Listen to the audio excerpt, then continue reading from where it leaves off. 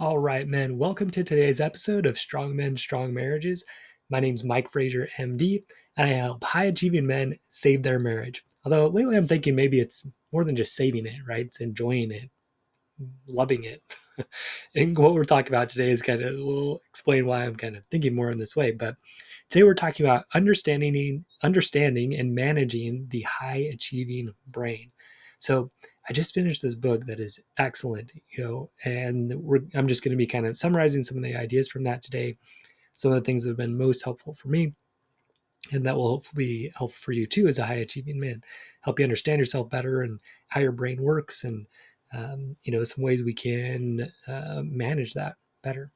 So the book's called Driven. It's by a PhD named Douglas Brackmann, Brackmann. The subtitle is Understanding and Harnessing the Genetic Gifts Shared by Entrepreneurs, Navy SEALs, Pro Athletes, and Maybe You. And as a high achieving man, if you're a business owner or a professional, or you're achieving big things in your life, you probably have some of these traits. So high achievers, they actually have certain genetic mutations in their D2, D4 dopamine receptors. What this does is it makes the reward centers of the brain not fire quite as easily. So what does that translate to for us? So sometimes, high achieving people, they'll be diagnosed with ADHD, like Richard Branson. Maybe you have been at some point, but you're accomplishing things, but you just tend to kind of maybe jump from one thing to the other a decent amount. Hard to focus. You're, one bright shiny object to the next kind of thing. Maybe describing myself here a little bit, but anyway, this kind of lower ability for the brain to feel reward, you like it just drives you to try to get higher and higher levels of accomplishment, often as a high achieving guy. So you're like, oh, I've got to get this goal. So for me, right, my path has been a lot of it's been academic. So when I become a doctor, yeah, finally I'm going to feel like I accomplished something. And I did, right? But then it was on to the next. Oh, now I need to finish residency. Okay, I finished that. Now I've made this much money. Okay, well, it's not enough. I've got to go to the next and the next and the next, right? And so that was enough. I started another business, right? I've been doing this. And if you've listened for a while, you've seen I've created lots of different products. I've jumped to different things here and there. And, it's like, anyway, I'm seeing these patterns in myself. So it's been really helpful. But just this idea that like we get an accomplishment and then it's just not quite enough. We're not quite satisfied. So that could be a physical goal. Maybe you're someone who's really into triathlons, but just the mini one wasn't enough. You've got to go do the Ironman, right? Um, with mental, maybe that's through learning new things or getting more degrees or things like that. Financial, I think a lot of us can relate to that one. We have a certain amount of money and we think, oh, that's not enough. I've got to have more. Or social, whether that's with your relationship or with your friends. I've got to have more friends. I've got to connect with more people, or be seen in a higher light socially, that kind of thing. And what's driving us is this sense of like not enough, like I'm not enough, right? What I have isn't enough. And it can tie into your self-worth, and it can be really difficult because from the outside it looks like we've got a lot going for us. We have a decent amount of money, we have a good job, our family seems to be doing well, with church maybe things are good, right? But on the inside we're just always feeling like, man, it's not good enough, right? Something's missing. I need to do more. I've got to accomplish more. Okay. So even when we hit a big goal, right, we hit a big financial goal, we hit a big physical goal, it's just great. Now what's next? On to the next one, right? I didn't quite feel how I thought I would feel. Like, I still don't feel worthy. I still don't feel quite good enough, right? So in the book, he makes this argument that what we're chasing is a sense of reward that's hard for us to feel because of that genetic mutation. But also, we can, and often we do, interpret it as we inherently are not good enough. There's something wrong with us, right? We should be happy with what we have, but we're not. or just in general, like it's just not enough, not enough, not enough. I've got to get more. I've got to get more. I've got to accomplish more, right? And it's good in a way because you get a lot done, but it comes at a cost. What I've found, right, is what gets you to that point, it stays with you, right? So if you said, "Oh, I'm going to make $1 million this year," but you got there by telling yourself, "Oh, 999,999, that's not enough." When you hit a million, guess what? You're still going to have that same thought. It's not enough, right? That same belief, it's not enough. It doesn't really matter what you get to. You've got to solve that first. And we'll get into the ideas he gives, which for me have been so powerful. Something I really wanted to share with you guys today. So again, we tell ourselves like, "Oh, once I hit that $1 million, I'll feel good enough." And then you don't, and then you're like, "Oh, well, it must not have been a million. It must have been 2 million."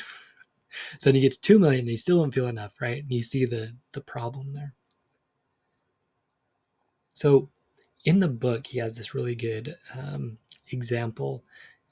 So he says in a meditation retreat, a lot of times, and this is in chapter 9. So I recommend go get this book, read through the whole thing, but this comes from chapter 9 in the book. So he says, when you go to a meditation retreat, a lot of times they'll say something to you like, "Okay, when you reach the top of a 100-foot pole, what is the next step?"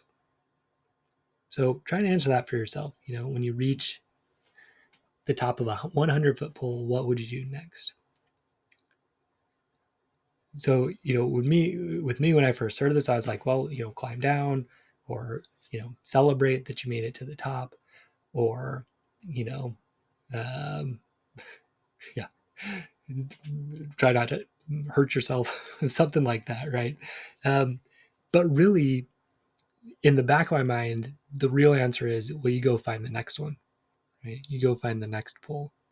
Okay, that's what was really in my mind. And so he goes through, and he he says, you go to the meditation teacher and you give them all your answers, and they're like, "No, that's not right. No, that's not right." Keep meditating.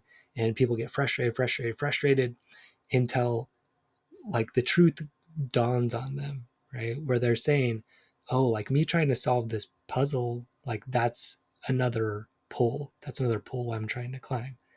Right. And at the end, the answer kind of dawns on these people. And I didn't get it. I had to read it in the book. And maybe I'm spoiling this for you, but I'm going to spoil it for you. But the answer is, there is no pole.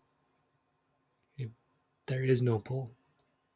There's no pole you can climb where you're finally going to be done, where you're finally going to feel good enough, right? It's not a million, it's not 2 million. It's not when your wife comes back. It's not when, your kid goes to the college you want, right? None of that. There is no pole where you're going to feel finally fulfilled and accomplished as a human being. Okay. So instead, realizing that, right, there is no pole, but that doesn't mean there's nothing, right? Because for us as driven guys, just thinking like, "Oh, there's nothing," like that's disturbing, right? We don't like that. So instead, Dr. Brackmann, he recommends this basic phrase, which is like, "I'm okay as I am now, and I can be better," right? So he calls this the mastery path, where, look, where I am right now, it's fine. Like I'm good, you know, I'm safe, I'm healthy, right? And yeah, there's places we can go. There's room for improvement. And for us as high achieving guys, as driven guys, as Dr. Brackman would call it, that's good, because we're always going to be driven towards the future. Okay. The other thing with this, right, is better. It doesn't have a finish line. In my mind, what I'm picturing is kind of a horizon, right? You're looking towards the horizon. He gives the example of that in the book too, where there's something out there that we're working towards, right? There's not really a finish line to it. You can follow the horizon forever, right? So there's no finish line to it, but it's a path, right? It's a path of mastery. It's a path of improvement, and that's a beautiful thing. He calls it, like I said, the mastery path. But again, just this phrase for me has been so powerful, and kind of plugging this into that state fair model, right? Like it is awesome. Just like, I'm okay as I am now. I'm worthy as I am now. I'm good enough as I am now, and I can be better, right? Because it doesn't give you that false promise that like somewhere out there there's an accomplishment I can have where I'm finally going to be good enough. Okay, there is no pull. There is no accomplishment that's going to do that for you. Okay, it's just I'm okay as I am now, and I can be better. Both, right? I'm going to keep moving because that's who I am. That's what I like to do. Okay, but also I understand that I'm fine as I am now. So when I get there, I'm still going to be fine, and I can still be better then too, right? So there's not this chasing some external thing that is finally going to make you feel good enough. Okay. So again, that phrase, I'm okay as I am now, or you could say I'm worthy as I am now, I'm good enough as I am now, and I can be better. For me, like if you do state fair model, right, that's the thought. The feeling for me is just peaceful and motivated, right? Instead of like, oh, I've got to hit this goal. You're motivated, but you're also kind of like energized and anxious in a way, right? And it's fueled by that deeper thought that I'm not good, like right now is not okay. I'm not good enough as I am, right? That's kind of like the thought beneath it, instead of like, yeah, I'm okay as I am now and I want to be better. It's been really good for me to think in this way and just think like the who I'm helping now in my business, that's great. And I can help them more and I can help more people, right? It's helped me refocus just on doing a great job helping the people that, come to me through the podcast or through the work I do, in the program and with one-on-one clients and all that. It's great. So what about plateaus? So the so kind of giving you a sense of like how much this driven mind idea applies to me. When I first heard this idea, like I can always be better, I wanted to think of an example where it's not true. Right? So I started thinking about lifting weights, something I enjoy doing. But like I've trained for a while now, and I'm at this point where like I'm probably not going to get a whole lot stronger. Like I'm probably not going to be able to lift a lot more weight unless I do something very different. I think that's possible. I could go hire a trainer. I could change my diet up and things like that. But given the amount of time I'm willing to invest in it, I'm probably about as strong as I'm going to get. So what's better at that point, right? Like if I'm not going to go and like try to become an Olympic weightlifter or something, how can that be better? Okay. So but then I started finding an answer for myself, right? So maybe it's just redefining health for my age or my body type, right? Saying, look, I just want to have good energy, or maybe I want to improve my flexibility now that my strength's about at a good spot, right? Or maybe it's, one thing I've been doing lately is just like focusing on really trying to like feel the muscles I'm trying to train, right? Feel them kind of hit that breaking point, like even picture the muscle fibers kind of tearing. I can focus on that more instead of because again, it ties to that same thing. Oh, if I can get 10 reps of this, like then I'm good enough, right? Or if I can bench press this much, then I'm good enough. Same problem, right? That pull, but there instead of so it's helped me to focus there. Like there is no pull, there's no weight where finally I'm going to say, oh yeah, I'm a good enough person, right? No, it's like I'm doing this for to improve my health. And yeah, it's fun to watch the weight go up, but at the same time, like I'm okay as I am now. I don't need that extra 5 pounds to make me feel good enough. Where really I did for a very long time. Um, or maybe it's just acceptance, right? That I'm plenty strong enough for anything that I'm likely to face in my day to day life. Like, I really don't need to lift a lot of weight in what I do. I talk with people for the most part. That's what I do for work.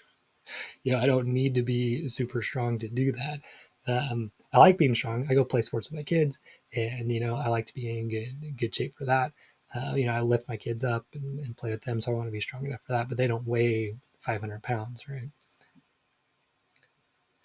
So what I've came to find is like because I wanted to prove him wrong, basically that you know, that there is a point where you can't get better. But when I really looked at it, it's like, look, there really always is a way that you can be better. You just have to look for it. And as driven men, as high achieving men, that's fun for us, right? Like, how can we be a little bit better?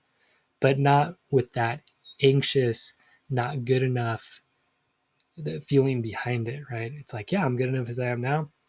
Great. And I can be better because that's fun. Like, can you see and feel the difference? For me, it's been really life changing. So another thing that high achieving guys do, or driven guys do, is self-sabotage a lot. So Dr. Brackmann says we're kind of like hunters in a farming world. So we're scanning the horizon. We're looking for the next place to go, the next thing to do.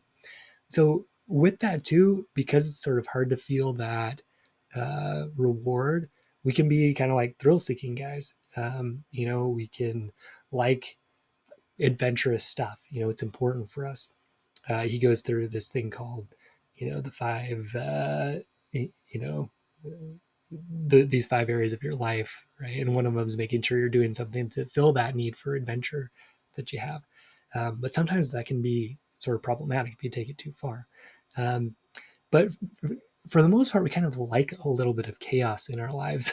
Like we kind of like a little bit of danger, a little bit of instability.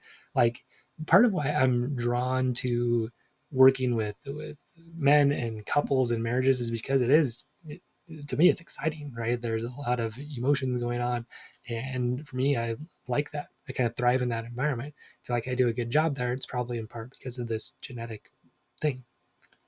So, but so that's a positive way, right? I've been able to identify how can I use this in a setting that's going to be helpful for me and for the people I'm helping.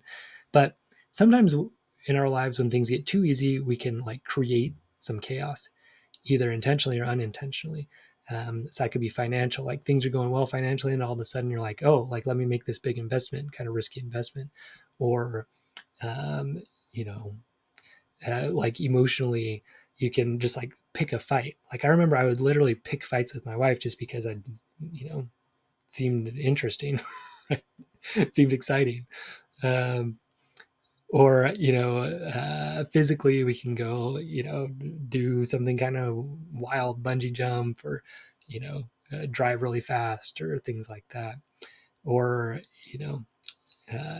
start a new business, or like burn our business down so that we can start a new one, stuff like that. So, to avoid doing that, what we can remind ourselves of is that we're safe as we are, and that's okay. It's okay to feel safe. And again, like we're okay as we are, right? Like I'm safe, I'm okay, right? We have this money, it's okay to just have it, right? Things are good in our marriage, it's fine for them to just be good for a while, right? Um, and then just say like I'm okay. Again, that same phrase, like I'm okay as I am now, and then you look towards the horizon for that improvement. Yeah, things are great and they can be better. Just kind of bringing yourself back to that instead of like, hey, things are kind of too easy right now. Let me try to make things worse. Like I literally remember in college where there were girls that had an extremely, let's say, traditional sense of what a family would look like, where husband works, wife's at home, does all the cooking, does all the cleaning, all of that. And I, like, in some ways that's appealing, right? But in my mind, I remember saying that's too easy. Like that would be too easy. Right? Like I like the challenge, and as a high achieving man, if you can relate to that, you don't want to be bored. You want to be involved in something that is exciting and a little bit risky and a little bit dangerous, but you want to manage that, um, and remind yourself like it's okay to be safe, and I can get that sort of fun through controlled things, you know and through continually trying to improve myself, but also remembering like I'm okay as I am now, and I can be better. Another really helpful concept from the book was this idea of who am I versus what am I. So a lot of times we ask ourselves, who am I? So if I were to ask myself that, I would say I'm a son of God. Definitely believe that strongly. I'm a husband, I'm a father, I'm a doctor, I'm a marriage coach. But then, like, it kind of explodes from there for who am I? Well, who am I also? I'm a driver sometimes. I play tennis sometimes. I'm a guy playing golf rival on his phone. I've found that lately. It's been fun for me. So this is where people start to say, "Oh, I'm out of balance," or "How do I find balance?" I'm all these things. How do I balance all of them? Right. So then, trying to find that correct balance, or finding that balance point in your life, it just becomes another pole, right? Another 100-foot pole to climb. How do I find it? How do I find the right balance? So Instead of that, just in the moment, try asking yourself, what am I? So, like right at this moment, for me, I'm a guy delivering a podcast, right, to his guests, and I'm trying to picture you guys and trying to, deliver a message that will be helpful for you. Okay. What I've been saying to myself lately. So my oldest son, he's 15, and having some attitude sometimes, especially when uh, I pick him up from school, though not as much lately, not as much since I kind of have made these shifts in myself. But I started saying to myself, like, I'm a parent to a teenager with attitude. That's what I am right now.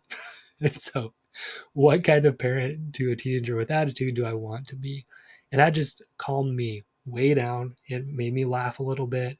And I was able to actually be a good parent to a teenager with attitude in that moment, right? Instead of saying, like, and this is what I would used to do. Like, who am I? I'm a son of God. I want to do what God wants me to do. And that's helpful too. I've just found this to be, at least for now, like even more helpful. Like, what am I? Okay. Yeah, I'm a dad. Like when I'm with my little kids, instead of jumping up my phone and saying, like, oh, like I'm a dad and now I'm a guy that is on his phone and doing work stuff, right? No, I'm a dad right now. This is what I'm doing. Okay. When I go sit down and write something for you guys, right? What am I right now? I'm a coach, right? How can I help my clients? Or I'm a husband right now. Right now, I'm spending time with my wife. I'm going to talk with her, connect, try to understand her, try to help her, right? So this has been extremely helpful. Instead of who am I all the time, what am I in this moment? How can I, and again, I'm good as I am now. How can I even be better at that, right? Not, I'm not good as I am now and I need to be better, right? But I'm okay as I am now and I can be better because that's fun, right? And there's progress. And for us as driven, high achieving men, that's a good thing. All right. So, in summary, guys, as a high achieving man, do yourself a favor and buy the book Driven by Douglas Brackmann. Like, you're going to love it. It's on Audible too if you want to listen to it. Um, so, as high achieving, driven guys, we tend to seek for more and better, right? The problem is a lot of times we attach that to the idea that right now we're not enough. And that at some point when we achieve something, then finally we're going to be enough. But it's just a trap, right? It's just a trap. You got to realize there is no pole. There is no pole tall enough that you're finally going to feel good enough. Once you finish that one, you're going to see the next one higher. Okay. So instead of that, just realize, look, I'm okay as I am right now. I'm worthy as I am right now. I'm safe as I am right now. Right. And I can be better. Okay. Both of those are true. Because again, as a driven guys, we don't like the idea, yeah, I'm fine as I am now and just leave it at that. It's not fun for us. It feels wrong. But to say, yeah, I'm okay as I am now, I can relax, and also there's some place to go. You know, I can go someplace and improve myself. That's a good thing. So also try to catch yourself self-sabotaging to try to create chaos when you start to feel bored. Okay, find another way to get some excitement than like destroying like relationships or your body or your finances. Okay. And then ask yourself, what am I in the moment instead of who am I? What am I right at this moment, and how can I? And remembering I'm okay as I am, and how can I be better? So part of this book too is about driven meditation. It's something I haven't practiced yet from the book, but I want to, and I'm excited to check it out. But yeah, so guys, get this book. Really helpful for us as high achieving guys, driven guys, as Dr. Brackmann would put it. So look, the strongman system that I run, the program that I have, like it's relationship skills on that mastery path, right? It's improving yourself in how to relate to the people around you. And first, we learn how to relate to ourselves, and we look at these thoughts and then their emotions and how do you manage them, and um, you know, how do you communicate those with others? How do you listen well? How do you set boundaries? How do you um, ask for what you need in the most productive way, right? You learn all that stuff, okay? And look, it's going to be the best $2,500 you've ever spent. Harvard, the Harvard study shows the best predictor of happiness is the quality of your relationships. If you want to be happy, you need to learn how to have good relationships. This program will show you exactly how to do that. Okay. Also, this next week, there's going to be a special offer coming for members of my email list for the Strongman System, a little extra bonus. So come over to mikefraziermd.com and join the email list, and I will see you there. All right, stay strong, men. We'll see you next episode.